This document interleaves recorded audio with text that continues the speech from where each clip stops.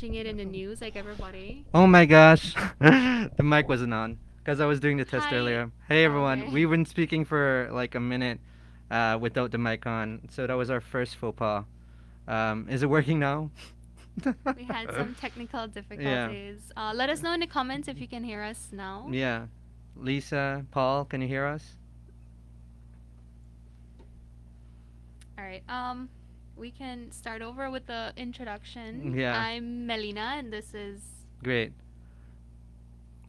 This is Andre. Okay, great. Thank you. Sorry about that. This is both of our first times using Facebook Live.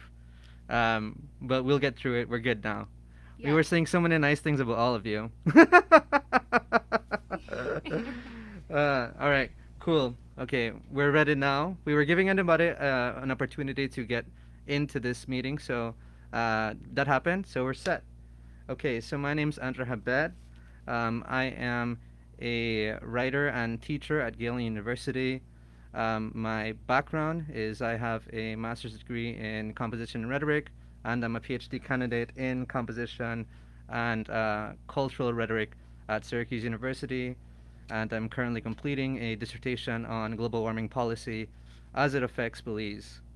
Melina, you want to say something about Yeah, yourself? sure. I'm a regular old concerned Belizean. I'm just a concerned Belizean here, and I met Andre last year when we were doing some flood relief for The hurricane. the hurricane that had hit. No, and we're following the events in Belize closely, and when we heard about the port situation, we wanted to get involved and to see what we could get involved with.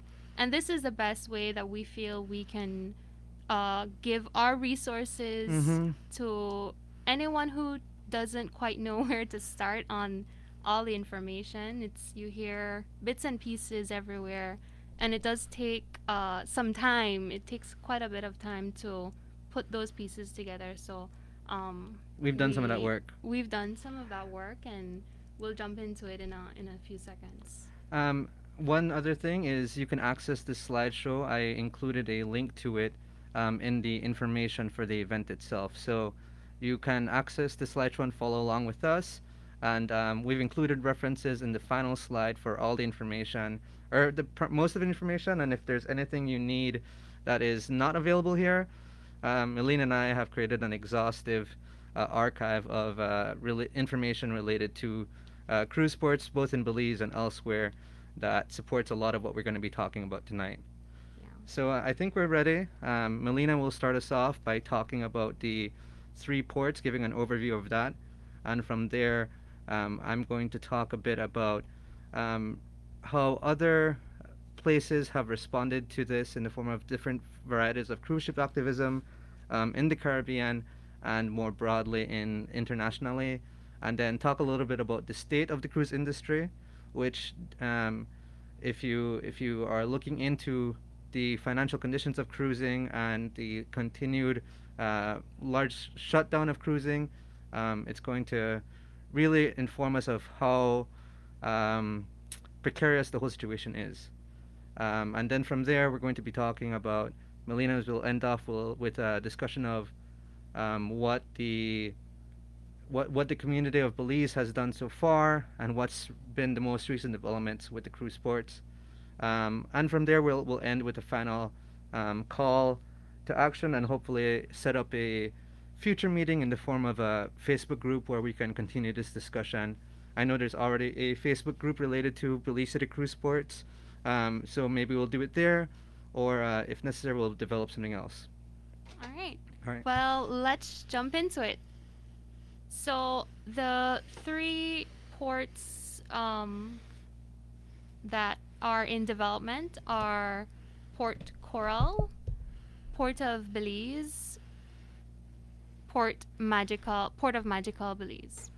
Sorry, I think that we have a bit of a lag here, but this is the presentation that's live. All right. Um, so in this slide, you can see a geographical location of each of the ports. Port of Belize and Stake Bank. You might hear references calling Port Coral Stake Bank because it's going to be built at Stake Bank Island. So this map shows all the locations, and then further down south, at the south of the Siboon River mouth, you have Port of Magical Belize here. So this is Port Coral, directly in, and you see Stake Bank there at the top screen, and that green line is where they plan to do some dredging to reach the Grinnell's Channel. So this is Port Coral, the first port that is already in development, actually, by Stake Bank Enterprises. Um, this is 4 miles east of Belize City. It will include a cruise terminal, a hotel and casino, a theme park, and a 60 slip marina. I think that would house 60 boats or 60 luxury yachts, they put it. This port will have 2 piers that can hold 4 cruise ships simultaneously. Um, this is proposed to finish construction in November 2021, right? So next we have Port of Belize, and this is at the current port, the cargo port. This is a expansion project that they want to do, which will include the cruise terminal and a cargo terminal. Um, this is it'll also house a tourism village as well. This one will hold 2 piers that can take up to 4 cruise ships simultaneously. You can see in this map here that they also plan to build an access road from Jane Usher Boulevard up until all the way up until the Western Highway 2. Um, this is for traffic concerns, but all along the coast there as well, they will be doing some development work to house some of the cruise ship business that they're going to be doing. So this is a plan of what it's going to look like. The third and lately approved port is Port of Magical Belize. This is, again, as I said, south of the Siboon River mouth, and it is uh, going to be a cruise terminal. It's going to have hotel and casinos, a roadway, and a bridge that will connect to the George Price Highway.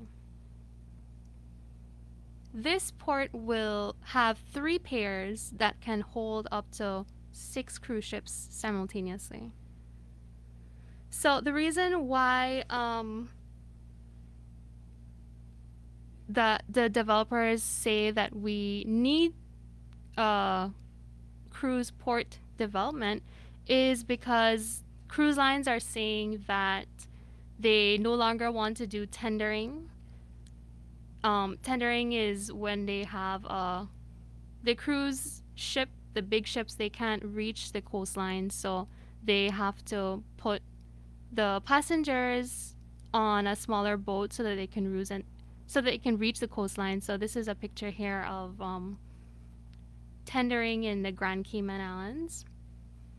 So to do this, they will have to do some dredging to create those wider channels for the cruise ships to reach here. So this is while building the port, they have to dredge. Dredging is a means of removing sediment from the waterways. Dredging is used in many instances, but in this instance particularly, it's to scoop out sediment, and there are many options of what to do after that. The 3 ports have different plans for what to do, but none of them are really safe. When all of the sediment has been accumulating on the seabed for years, there's a specific there's a specific environment that has been there for for years, for decades, that the coral reefs have been growing in. Um, they are used to this type of environment. What dredging does is it changes the composition of the minerals and it changes the entire environment. So the coral reefs are, and it also smothers the coral reefs because the sediments will move and they will settle somewhere else, right? They'll settle on the coral reefs themselves. I'll play a short clip of.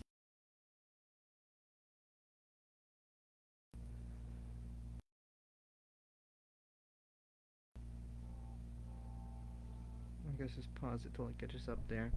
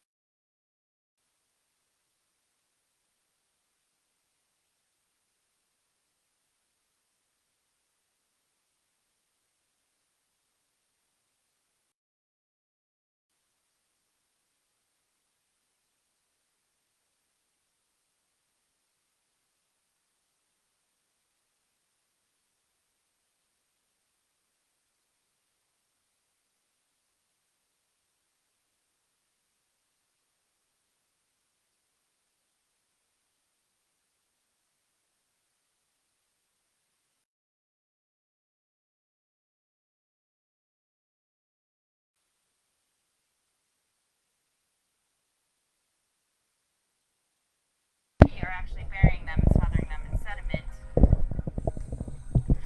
A lot of colonies are just completely dead. Some colonies that must be decades old didn't have any living tissue on them at all. Sorry, we'll replay the video. Okay. Can you hear now? I think it's kind of neat that right here on the doorstep of this big metropolis in South Florida, where everybody comes to see beautiful white sands and lie on the beach and enjoy the sunshine, and within the city limits almost, we have this fairly healthy population of coral. These corals off of Miami Beach are survivors. They've lived through pollution, climate change, ocean acidification, water quality issues. The individual coral colonies that have made it must have something in there, some fortune or circumstance that's allowing them to survive in this pretty disturbed and certainly less than pristine environment. Where we're seeing corals declining around the world, these corals seem to be rebounding, and they're doing okay here. They could be the seed population for repopulating Caribbean reefs. But instead of protecting them and studying them, we are actually burying them and smothering them in sediment. A lot of colonies are just completely dead. Some colonies that must be decades old didn't have any living tissue on them at all. The Panama Canal is being deepened and widened to accommodate what we now refer to as post-Panamax vessels. And these are extremely large cargo vessels that up until now have not been able to access the port of Miami because the channel was not deep enough. Because of that, ports along the eastern seaboard are in a race to get their ports ready and deepened and widened to accommodate these shipping giants. The dredging process generates sedimentation in the water, and eventually that sedimentation will settle out, and in this case it was settling on the reef. The entire area looks like a moonscape, and in my view probably will never come back. Corals are declining worldwide, and we can't just expect them to rebound like they might have in the past. And this time, if you kill these reefs, they might not ever be coming back. That's a real tragedy for our city and for anybody who cares about reefs or biodiversity or any one of the number of services that coral reefs can provide. All right. So this video is actually 6 years old. So Port of Miami, they chose to go with bigger cruise ships because they've already expanded their cruise line. So let's get back to the presentation here. One more thing to note is that the Port of Miami was specifically cited in the EIA for the Waterloo port as an example of successful dredging. So take that as you will.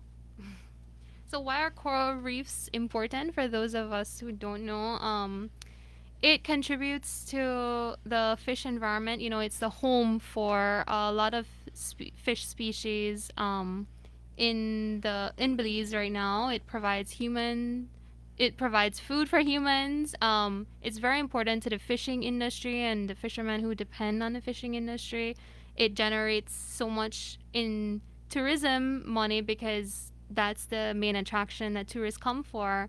They want to see the second largest barrier reef in the world. They want to go and dive in the Great Blue Hole. So it's very ironic that um, these cruise port developers are endangering the coral reef, the same coral reef that they should be protecting, and trying to see how we could um, focus on tourism in a different way. But it's all about their bottom line, most of all. It's all about capitalism. It's all about getting as many people on a ship as possible, and sadly that's their model that they're following now.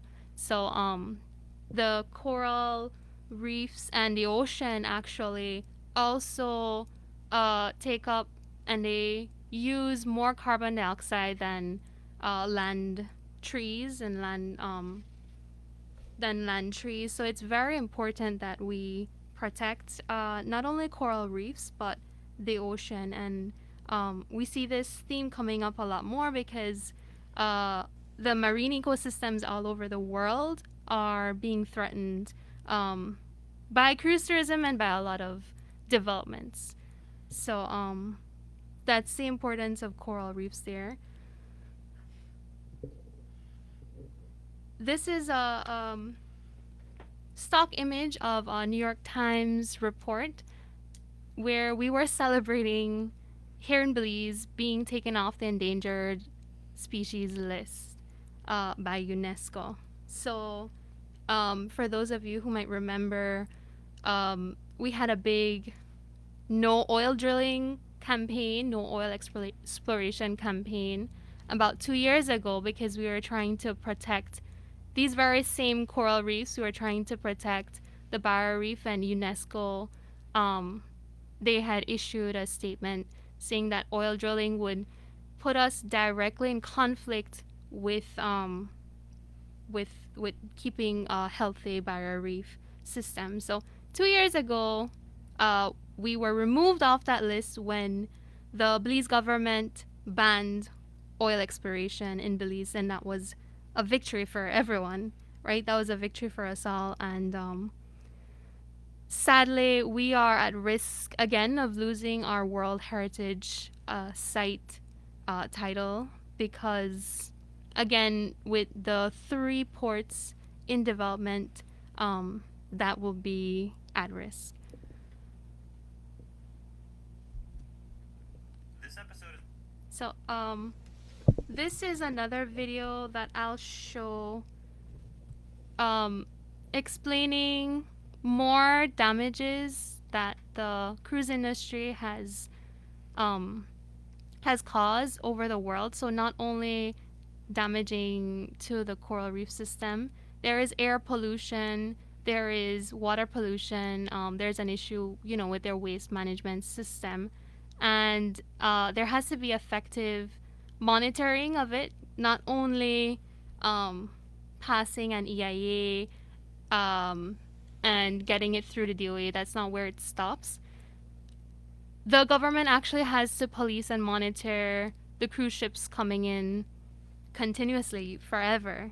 And the sad fact also is that the DOE doesn't have the resources. The Belize Port Authority doesn't have the resources to really keep up with this task, and especially the huge task of 3 cruise ports, which, if you did the math, that would be 14 ships that have been approved to be at the port at any time.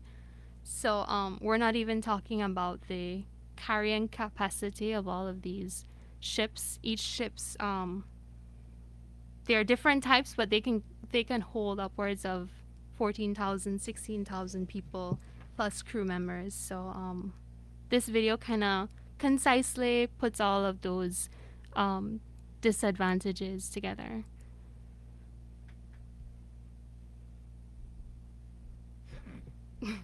Let's try again. This episode is brought to you. And ads. Okay. Sorry about this, As much guys. as 1 million times the are every day. But CO2 is only part of the picture. It's definitely the pollutant that gets the most attention, and it is a potent warming agent. But there are other substances that are so damaging to the environment and human life that they're rarely even allowed to be used in land vehicles. One such material is heavy fuel, a residual product that's left over after gasoline and diesel have been produced. Heavy fuel has a very high sulfur content, but is more cost-effective than other fuels, which, unsurprisingly, has led to its use in giant, fuel-hungry shipping engines. Royal Caribbean's vessel, the Harmony, for example, houses two 4-story tall 16-cylinder gallons of fuel per hour, or about 66,000 gallons per day. Not of regular gasoline or diesel, but of some of the foulest, most damaging fuel in existence. To give you an idea of just how bad the pollution from these engines is, consider their requirements when docked. When sitting in port, cruise liners have to switch to low sulfur fuel or use so-called abatement technologies, basically a fancy term for trying to stop some of the worst pollutants from escaping the ship. But these measures still aren't enough. Citizens of Southampton have formed an environmental group in response to the massive vessels that dock along their coast.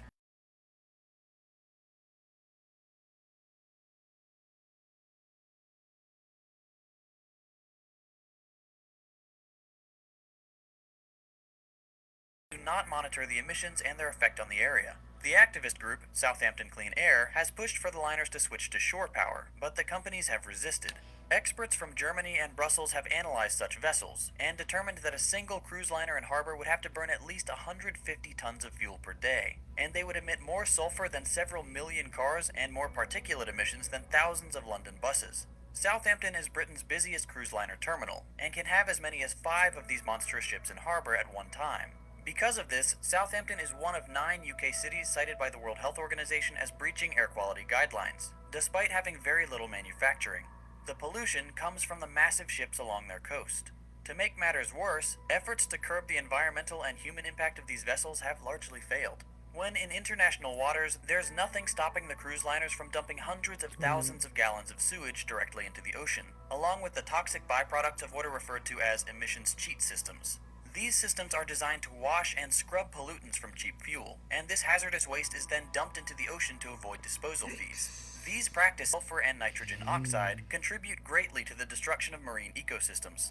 It suffocates marine animals, and when the sulfur mixes with water and air, it forms sulfuric acid and rains down not only on the ocean, but also on cities and forests, contributing to health problems and deforestation. Several global organizations have called for stricter standards to be applied to the cruise industry, or to have them come into compliance with agreements such as the Paris Accord.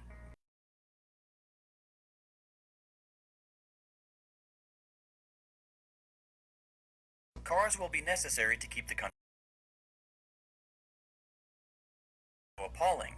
The whole industry is wildly unnecessary. It's a monument to decadence and gluttony in the face of tremendous damage to the climate, endangered ecosystems, and human health. As the quest for cleaner continues, cruise ships should be near the top of the list for a major overhaul. If you Yeah. Yeah, yeah. We just wanted to play an excerpt for you, so you can watch again the rest of it at your leisure whenever you look at this slideshow at another point in time. Yeah. So this is just a indicator that's looking at how wastewater has been produced and discharged by the cruise ships that are visiting Alaska. So what you're seeing here is the wastewater that they're ejecting from their ships, and this wastewater ends up, it contributes what it says at the top there. It contributes ammonia to the sea, to the water, and this is just one form of pollutants that's really not monitored by any means at all. And this just recently came out 2 years ago. This next graphic we're seeing is complementing what was discussed in the video.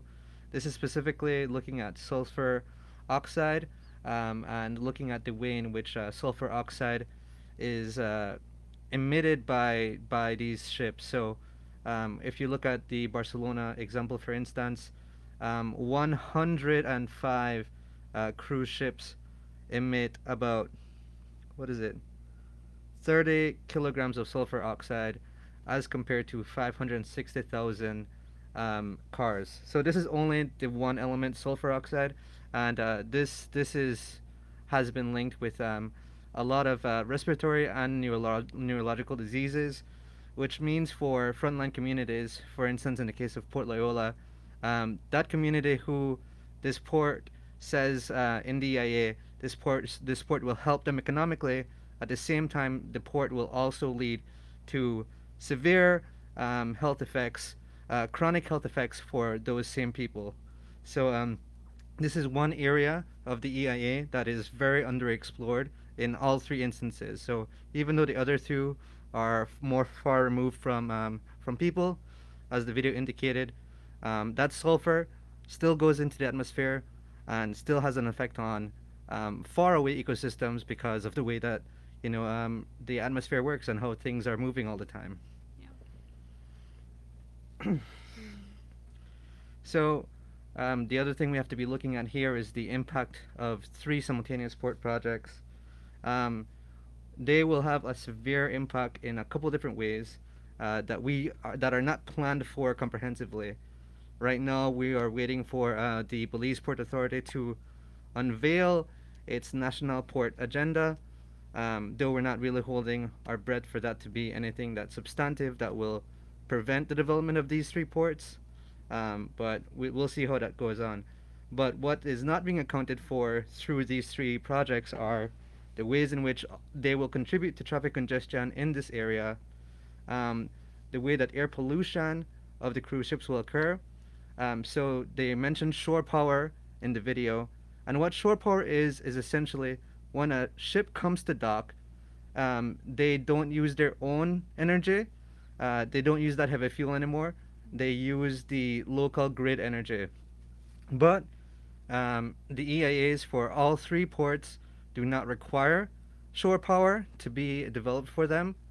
And the other thing too is, even in instances where shore power is made available, cruise ship companies have been known to neglect their use because it costs them less money to continue using their heavy fuels while at shore than to connect to shore power. So even in the best case scenario, there's a lot of negligence by these companies in their usage of the grid energy simply because they're trying to save a buck. Mm. It's, Mhm. yeah, it's all about the bottom line for the developers, right? Yeah, and then we're looking at waste management as well. In the case of the Waterloo Port extension specifically, there's already a lot of overcapacity for the BWS sewage treatment that is in that area, and there's no accounting for how the capacity will be matched for the many people that would be coming and residing in that space. Yeah. There's also the aforementioned gray water waste that is again not accounted for at all in the EIA. And then there's the aforementioned damage to marine systems during and after construction caused by not only the initial dredging, but all of these projects will require ongoing dredging in order to sustain them. So, as Melina was mentioning earlier, the DOE and the BPA have have shown that they do not have the capacity to continue these monitoring efforts to monitor air quality, to monitor water quality in the area, um, but those things do not seem to be significant to the EIA process. Yeah. All right. Yeah, and as Gordon is saying here, Belize wouldn't even have the capacity to develop shore power because of the, because what he's saying there, cruise ships are power hungry beasts. Yeah, so that's not even an option for us. So the lack of option makes our investment in that particular system even more perplexing. Yeah. So again, the developers have said that it's necessary. Some speakers in the government have said that it's necessary, but they are not. And Oceana had mentioned this earlier on an interview too. They need to look at the impact of the three ports on as a whole, right? Because they have been given clearance to each port and over years of time. So this is not just happening now. Mm-hmm. Port Coral, I believe, was the first one at Stake Bank that was approved some years ago. Their EIA, I think the latest update to their EIA was in 2013.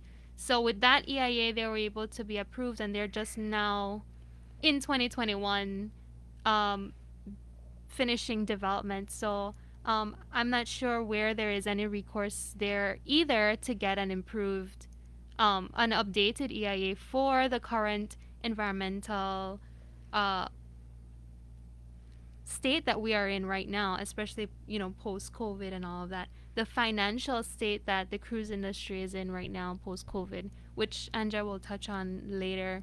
Um, but they are going full steam ahead, and we actually, with the latest developments in the news, we've been hearing a lot more from people in government, from the DOE, recently being interviewed. Um, and it's funny that they do say the things that they say. Anthony Mahler was on Open Your Eyes um, this week, and he stated verbatim, honestly, I don't believe, I know that the industry cannot absorb three big ports like that. And you can find the video, we'll have it linked as well.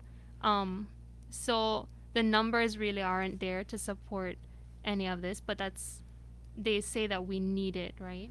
Yeah, basically his position is that the free market, which we all know is a lie created by capitalist interest, that the free market will correct for which ports should be selected to continue succeeding, which neglects the fact that in the mere construction of the ports, um, there's already substantive irreparable damage being done. So it actually doesn't matter.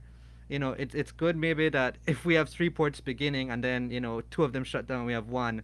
That will be positive in the long run, but we will already have substantive damage occurring due to the dredging, due to the mangrove clearing that will be done, and not to mention um, all of the materials that be required for the construction will be put to waste. And these are not infinite materials, these are all finite. Sand used for making concrete is a finite resource. So to talk about this sort of like as though blow away like a lee breeze is a very is to minimize substantive ecological damage. Yeah. This is just a little sampling of what some of our political representatives have said about the situation, and we've linked all of the relevant pieces of info. So we have um, Minister Habet, Minister of Climate Change, who earlier this week spoke to Channel 7, where he didn't really offer much of a opinion, but likely spoke, but primarily said that the EIA is one part of this bigger process. So this is a pattern that has been engaged in by all these representatives, where they are trying to distribute the culpability for this process to everyone, so that ultimately no one has to really make a firm position and stance. Yeah, and I think it's worth mentioning here too that we are by no means taking a political stance on this. Mm-hmm. I don't think that that should be any focus here. That's usually the back and forth on Facebook. In the when it's reported in the news, you'll see the comments. The same thing. UDP versus PUP. I don't believe that this has any bearing on a political stance when it comes to protecting our marine resources, when it comes to protecting Belize and standing up for what's right in Belize. It's not political at all. We are presenting facts that you guys can check out for yourselves. This is a data driven Mm-hmm. report. Mm-hmm. And if we do mention, government, if we do mention the DOE and the current representatives, it's just because that is factual. They The are current ones. exactly, Yeah. and they have been approved. Port Coral was approved, I believe, from the last From the UDP, administration. yeah. Yeah, so it's not really um yeah, I want to dissuade anybody from making political statements and from using that to deny all the evidence that there is out there, but just to be aware and to keep doing real research, Mm-hmm. as we have done. Yeah, and one more thing to note about the comments by these various ministers. The reason why we bring them up is because this is part of what we will have to be gathering if we want to make a coherent stance. Is we basically have to hold all the representatives um, to fulfill what their portfolio are. So the Minister of Climate Change should be working towards a reduction of emissions in Belize. What does cruise tourism do?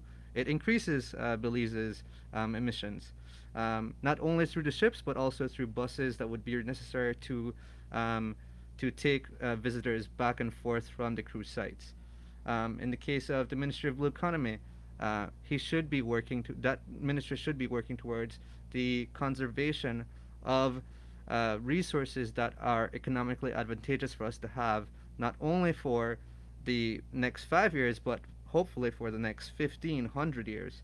Then the Ministry of Tourism, he should be looking not only towards the development of cruise tourism, but the much more profitable overnight tourism. And those things are in contention a bit because when somebody has the option to do one or the other, they may opt into the one that is cheaper for them that actually results in less income, less revenue for us. Yeah. Yeah. And speaking of that, this transitions nicely to the myth of economic benefits of cruise tourism. So this is data gathered by the Belize Tourism Board themselves, and it can be found in the Belize Travel and Tourism Statistical Digest 2018. This is information basically showing that in 2018, Belize had 489,261 overnight tourists, bringing in a total revenue of 819.7 million Belize dollars. 1,208,137 cruise passengers, more than double of those of overnight passengers, meanwhile, brought in 172.8 million Belize dollars. So look at that huge discrepancy in the amount of money required, and then consider the fact that the cruise ships that are already coming to Belize are already bringing forth their own pollution. So we're not even thinking about the pre-existing pollution that is being generated by cruise tourism in our conversation, but that is something to be mindful of. This is not a new industry approaching Belize. This is just an industry trying to create a bigger foothold in our country. So despite outnumbering overnight guests by 2.46 people, cruise passengers brought in only 17% of total tourist revenue for 2018. And yet, the EIA public consultation regarding Waterloo Port expansion promises that there will be substantive economic benefits for Belize through the creation of this port. When asked to provide any sort of projections or modeling that would show these economic benefits, they were unable to provide that. And the reason is because not only in Belize, but in other spaces where they have home ports or also port of calls, they also have exhibited very little in terms of substantive revenue for people who are not directly affiliated with the cruise ports in development. Actually, I saw a video. Let me just Mm-hmm. throw this in there. I saw a video of someone, an American tourist, sharing her experience at Harvest Key. Well, Harvest Key, is in southern. Actually, the it's owned by Norwegian. So Norwegian built Harvest Key, I think. Mm-hmm. And they own it just to offer that as a destination in Belize, but that's their cruise port. So we already actually have that there, but they also they have local businesses there, and they employ some Belizeans there. But she was saying on her video, a tip to do is you can't use your cruise card, like your cruise credit card, when you go off the ship. So if you needed to buy food or drinks, you would have to have cash. So she warned people about that. But she also said, you could just jump back on the ship where everything is included. Mm-hmm. So that's that's the mentality of the passengers who are traveling, and they are buying everything inclusive, and they don't want to spend a lot of extra cash. So Yeah. that's the reality of it. Yeah, and there are statistics that we didn't include here, but there's very useful statistics looking at how often cruise passengers actually don't have any interest in leaving the ships when they visit a port of call. So that's something else to be mindful of. It's not every passenger that comes on a ship that will be wanting to get out and get on a bus and try to make a go at like doing a day trip for the time being. So now I'm going to jump into a little bit of talking about cruise activism more broadly throughout the world. The first one I'm going to start talking about is Save or Spit, which is a campaign that's happening on the Gold Coast of Australia. That way that save our spit. Yeah, and a spit is just a geological formation. It's where a piece of land is connected to the rest of it and just juts out a little bit, sort of like a peninsula. Um, so this one is really noteworthy because it has a long history. They've basically been contesting development in this area since 1968, when a not a cruise port but another form of development was going to be created. So it really shows how we can create a long-term sustained campaign in this sort of modeling, which not only works towards preventing these particular ports, but also towards creating more comprehensive, um, creating more comprehensive research and data and campaigns that would prevent any sort of development in particularly vulnerable environments. Um, so then in 2004, there were public meetings initiated to discuss the potential of cruise ports. Then there were various events and publicity campaigns held between 2002 and 2004 to save the Spits, successfully opposing various construction projects. Um, and this is really important for us to think about because there's a lot of different things that can be done, things that are creative, things that are interesting.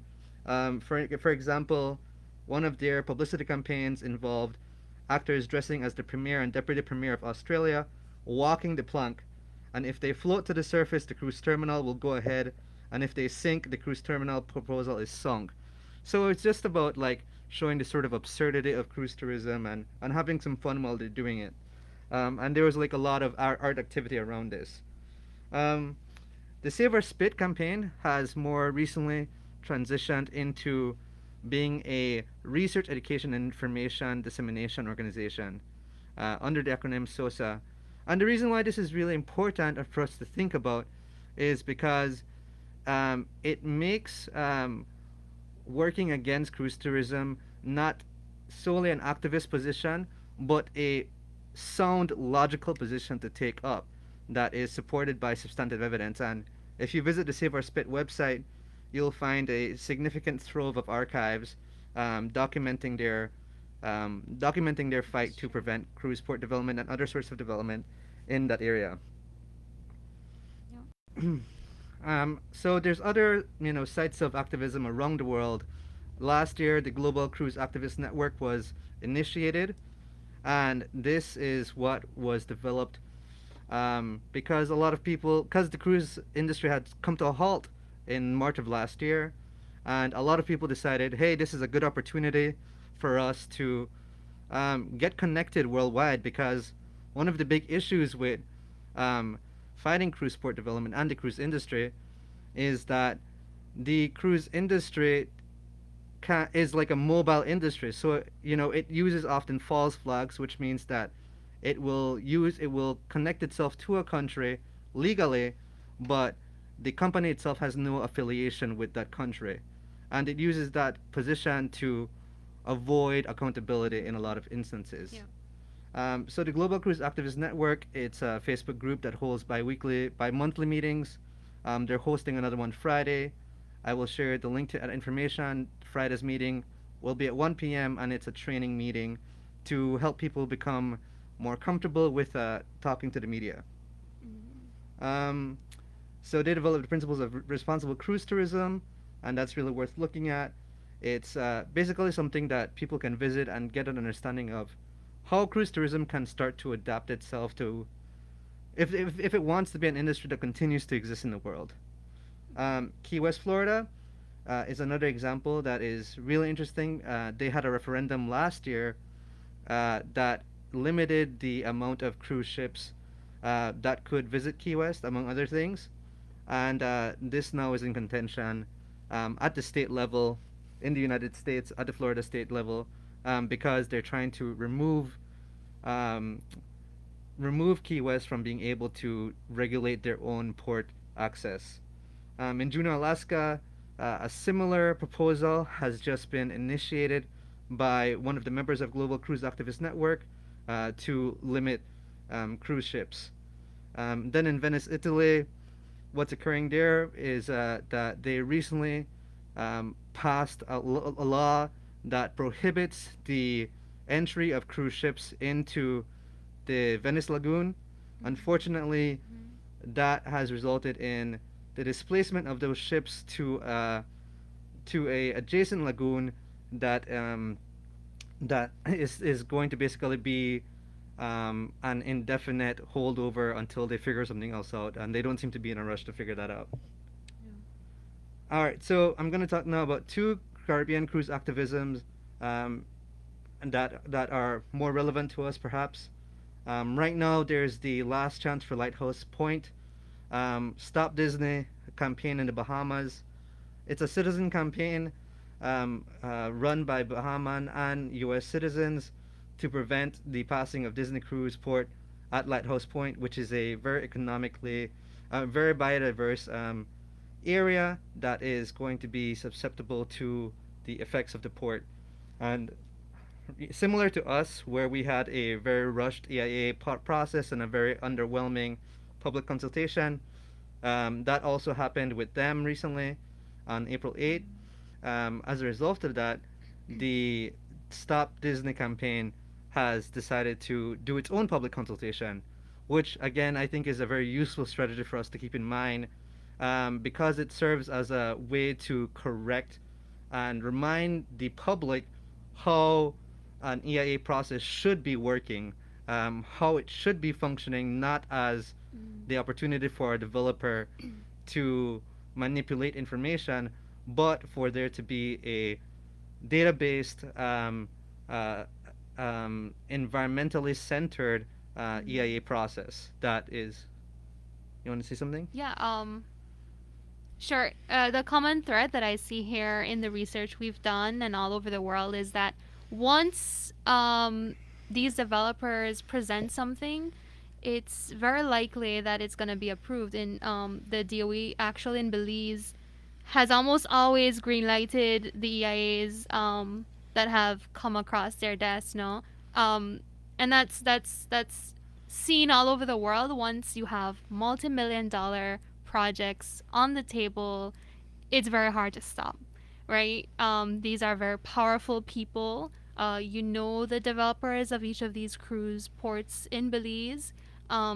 They are pushing. They have a lot riding on these developments to get through, and once it's given clearance, it's very hard to rein in. What actually is the response to that all over the world is people being involved and people policing their own marine resources, and that's really the way that I think we need to be headed for in Belize, Mm-hmm. to have more of the general public being aware if you're a fisherman, you're out there on the sea and you see something near any of the developments, you see that they are dumping. There has to be somewhere that you could report everything and that it's going to be taken seriously because the government and the departments that are set up to monitor it simply can't do that. And there has to be some recourse after after the environmental clearance, after the projects are already underway, because the the reality is that they're not going to be, I don't think that they're going to be stopped. It's going to take a lot for them to stop and rein in now. Mm-hmm. So the the public, the general public, needs to be aware, and um we need to police the marine sources ourselves. Yeah, and organize a way to combat this at multiple levels. Mm-hmm. So this one is cruise port referendum at Cayman in the Cayman Islands. So they wanted to create a cruise berthing facility that they would pay for. Actually, the government would pay for, um, and it was met with a lot of scrutiny. In 2018, the cruise port referendum Cayman initiated a petition to vote for a referendum to prevent this construction. And then last year, the Environmental Assessment Board, as a result of the efforts of Cruise Port referendum, announced that they would require the developer to restart the EIA process, which buys them time while they undergo other forms of reviews. Okay, so just in summary on this slide, strategies employed globally. So we see legal strategies to hold developers and cruise line accountable for environmental damage, as we saw in the Cayman Island case. Referendums to create regulation that would limit impact of cruise tourism, Key West, Juno, Cayman. Publicity campaign to increase awareness of the hazards and myths regarding cruise tourism. There's a video about the Key West and how the absence of cruise tourism has led to a regeneration of that marine ecosystem in that area. The Save Our Spit, Walk the Plank publicity stunt I previously mentioned, and scientific studies examining the impact of cruise tourism on human health. This has been done in Brooklyn and Juneau, where they've been looking at um, air pollution and how right now is a really good time for a lot of these studies to be happening because of the absence of cruise tourism in a lot of the areas. So there's good data that can be generated from looking at how things have changed in that absence. So in the case of Key Key West, West. they've done a water quality study that used information from last year and then compared that to, I think, at least 10 years of data that prior to that, that really helped a lot of people gain a better sense of like, okay, we were observing this with our eyes, but now the data supports it. So this is sort of work that we also think that we can potentially be doing in Belize. Mm-hmm.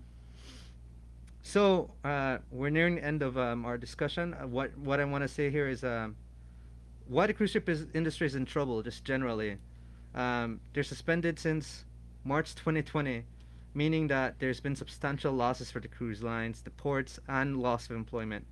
Every month, these cruise industries are losing billions of dollars, literally, and they are always scrambling right now to acquire funds to keep going for another month. Additionally, the credibility of cruise ships was damaged due to being the site of various early COVID-19 outbreaks. In the case of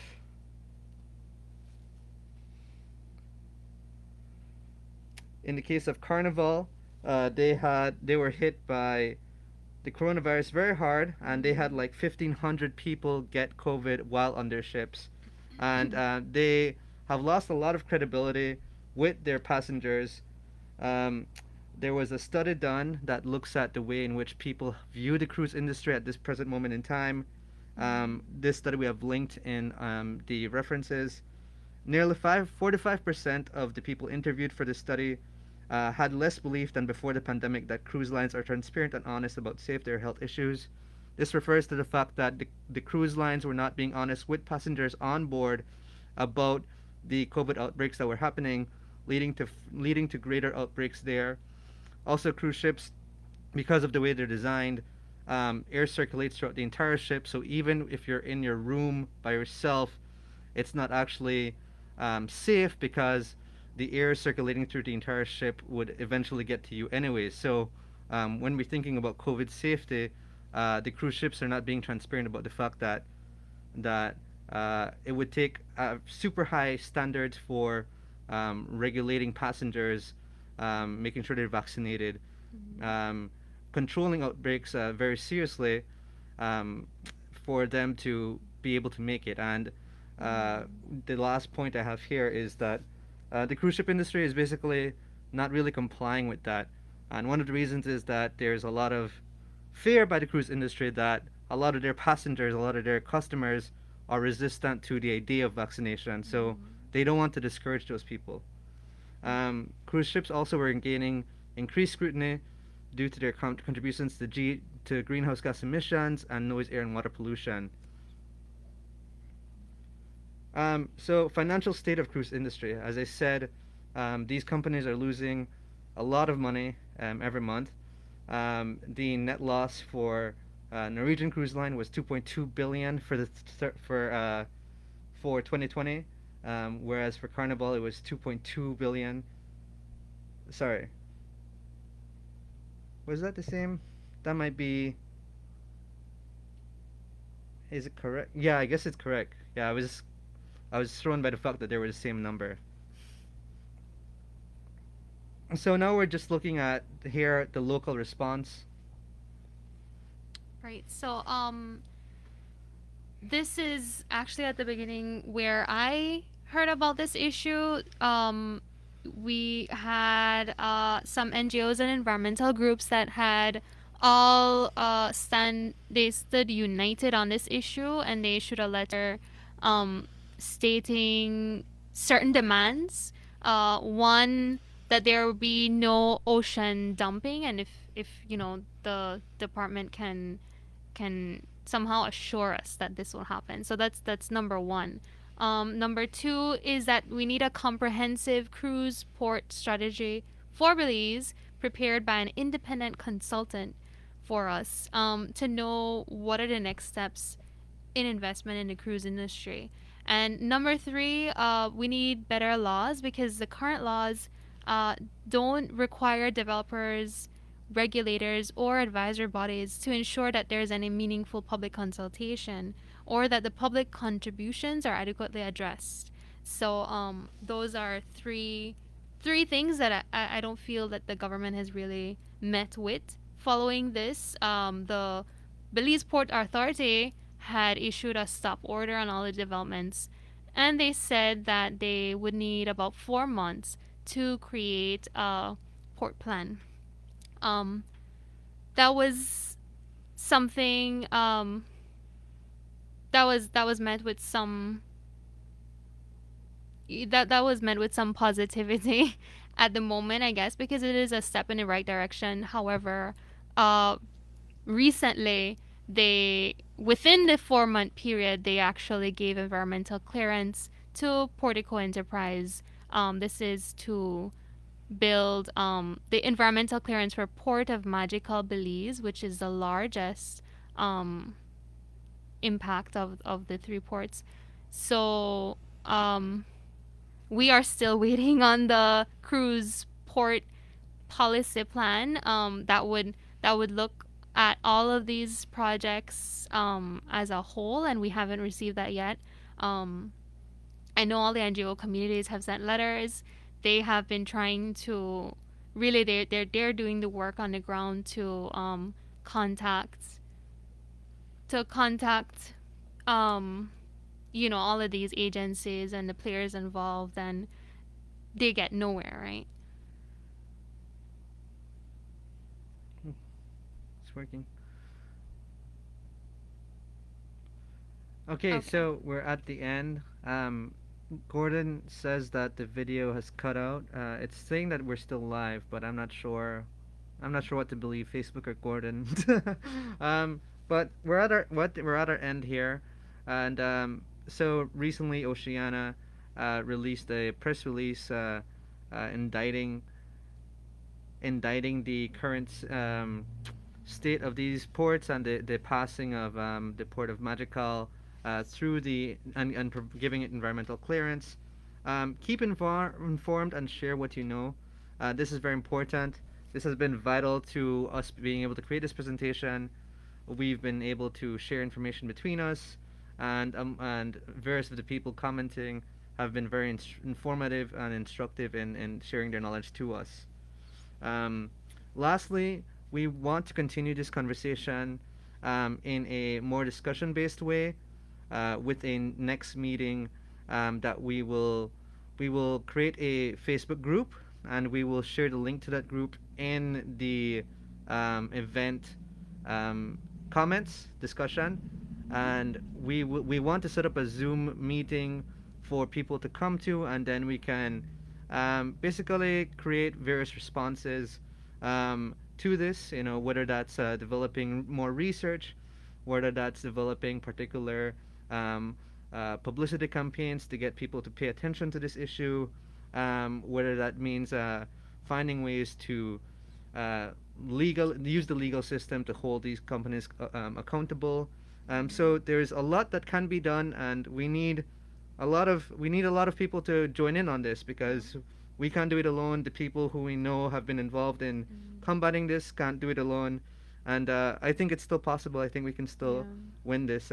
Especially from the general public. Take it from me, you don't have to be an expert to really Mm-mm. understand. I am not an expert in any of these things, and yeah, I hope that this was an intro for anybody who didn't know exactly the details of everything. And we definitely want to have a follow up discussion with anyone interested. Mm-hmm. You only have to be interested in protecting Belize's barrier reef, in protecting our marine resources, in protecting the health Yeah, of of all people. the of the communities, and everyone in Belize. You only have to have that, and to be involved and to make a difference, right? Yeah, I totally agree. We are happy to take any questions, and if we can't answer them, we will write them down and we will start developing answers to them. Yeah. But we're done with the presentation we had. Oh, thanks, Jordan. Appreciate that. Thanks, Jordan. Yeah, we are. Yeah, we are happy to have been able to do this. And really, what is important is what follows this. This is just the beginning, and we are very excited to develop more along this project. You know, I think everybody who is in attendance here values these spaces and wants to fight for them. And really, it's just about us organizing to do that fight together. Yeah. Hi, Marcelle. Thank you. Hey. Thanks, Um, Esther. yeah, so we're Shout out, good. Esther. We'll stay on for another 3 or 4 or 5 minutes. We'll see. We'll see if anybody answers. We don't want to take up any more of your time. Yeah, head on over. We'll share a link for a Facebook group, and you could stay informed there as well. I know that it's very hard to find a time to be involved. You might simply want to when it's just not feasible because of the way that information is shared in Belize Mm-hmm. now, right? So Yeah. we want to also make that easier, and Mm-hmm. we are looking for anybody who can share their resources, whether it be graphic designer, you can create some content for the page, whether it be a writer, you can maybe write some of Mm-hmm. our posts. Anyone who can get involved. We're definitely excited to hear from you guys. Yeah, yeah, we definitely want to work with you all. So All thank right. you, thank you. We're not seeing any questions, so I will We wrap it have up. to, yeah, we have to get home Yeah, okay, all before right. curfew. We got All time. right. All right, Thank you thank you. guys. Bye.